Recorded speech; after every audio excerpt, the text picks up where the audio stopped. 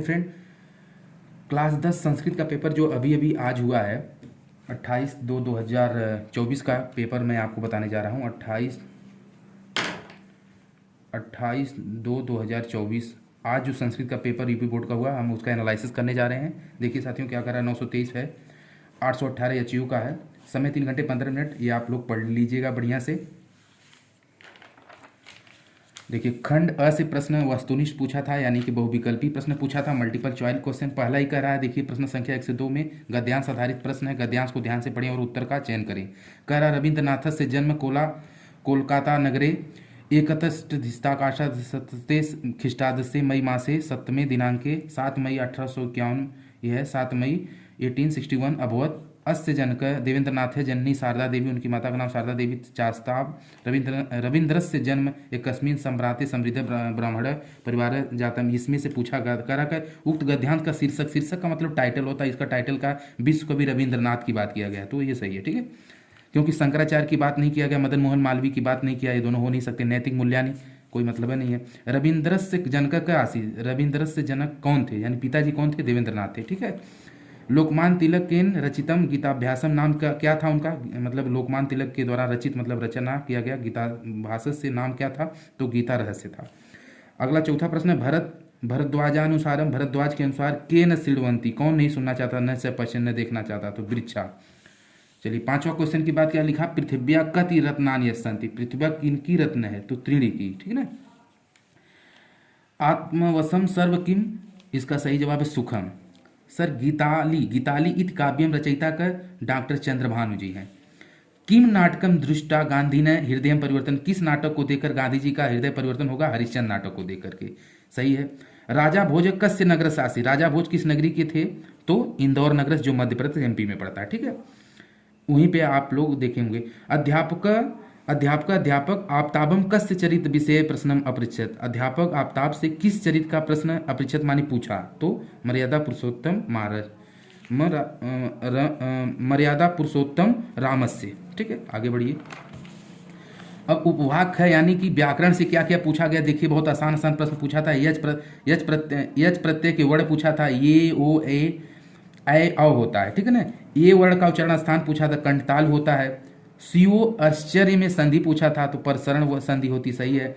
रामो गच्छति का संधि विच्छेद पूछा था, तो रामो गच्छति का रामो धन गच्छति हो जाएगा। गा पद किस, हाँ तो इसकी मैं बात कर रहा था। रामो गच्छति का संधि विच्छेद क्या होगा सर, ये नहीं, ये वाला होगा, रामस धन गच्छति, ठीक है। गा पद किस विभक्ति एवं वचन का रूप है, तो द्वितीय विभक्ति बहुवचन का रूप है। चलिए आगे बढ़ा जाए। 16वां क्वेश्चन कह रहा है कि वधु शब्द के पंचमी एकवचन का रूप पूछा गया। वधु का जो रूप याद करके गए हैं, तो वधवा, ये सही है, ठीक। अतिष्ठत रूप है, अतिष्ठत क्या रूप है, लंग लकार मध्यम पुरुष बहुवचन का, लंग मतलब भूतकाल का है। ददाति मतलब देना वाले रूप में, ये लट लकार वर्तमान काल का है। उपंगम में समास पूछा गया, उपंगम या बेई भाव समास है, ठीक ना, जिसमें गंगम संगम रंगम आए, समय बेई भाव ही होगा। चक्रपाणी में का समास विग्रह का, चक्र पाणु यस्य स। चलिए आगे बढ़ा जाए।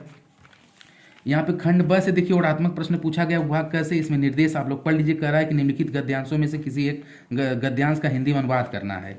हिंदी में अनुवाद करना था, अगर आप लोग बढ़िया से पढ़ के गए होंगे।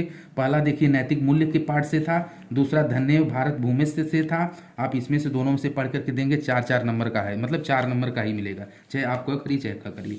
दूसरा प्रश्न देखिए, कह रहा है निम्नलिखित पाठों में से किसी एक पाठ का सारांश हिंदी में लिखना था। अरे भैया, कविकुल गुरु कालिदास से बहुत आदि कवि थे, इनके बारे में आपको लिखना था संस्कृत में, या संस्कृत भाषायाम गौरव, या गुरु नानक देव के बारे में ही लिखना था, ठीक ना। तीनों में से किसी एक का लिखना था, तो आप किसी एक का लिखेंगे, 4 नंबर है।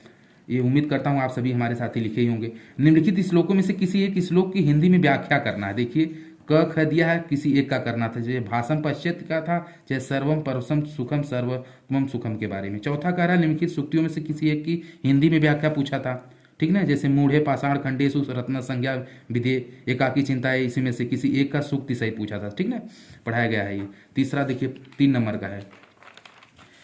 पांचवा क्वेश्चन देखिए, कह रहा है कि निम्नलिखित में से किसी एक श्लोक का अर्थ संस्कृत में लिखना, किसी एक श्लोक का। क ख दो पूछा था, दोनों में से किसी। भाषासु मुख्या मथुराम दिव्या गिरवाड़ भारती से आपको क्या अर्थ लिख देना था, ठीक ना, श्लोक है ये, दोनों श्लोक है।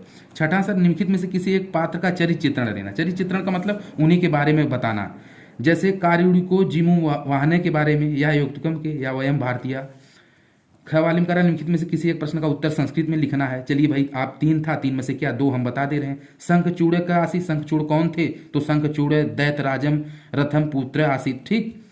सुमेधा कस्य तनया आसित, इसको अगर आप लिखे नहीं तो इसको हम दो लिख दिए हैं, उम्मीद करता हूं कि दो बच्चे लिखे, ये भी लिखे ही होंगे, इसका भी बता रहे हैं। सिख धर्म से 10वें गुरु का आसित, सिख धर्मों के 10वें गुरु कौन थे? गुरु गोविंद सिंह थे। इतना ही आप लिखेंगे, सिख धर्म से गुरु गोविंद सिंह आसित, आगे आसित आप लिख देंगे, आसित मतलब थे। ठीक है, नीचे अलंत खंड उपभाग ख से देखिए, निम्नलिखित रेखांकित पदों में किसी एक में नियम निर्देश पूर्वक विभक्ति का नाम बताना था। देखिए, बालक कंदुकेन क्रीडत, बालक कंदुकेन से खेलता है, तृतीय विभक्ति एक वचन का रूप है। वृक्षात फलम पतत, पंचमी एक वचन का। स ग्राम में वसत, वह ग्राम में बसता है, संतमी एक वचन का। निम्नलिखित में से किसी एक पद में प्रत्यय करना था, तो एक पद में करना था, हमने तीनों में कर रखा है। दृष्टम में तुमुन है, गमनियम में इयम प्रत्यय है, लौकिक में इक प्रत्यय है।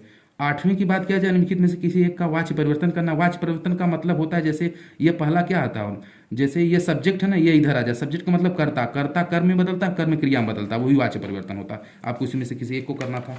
चलिए आगे बढ़ते हैं।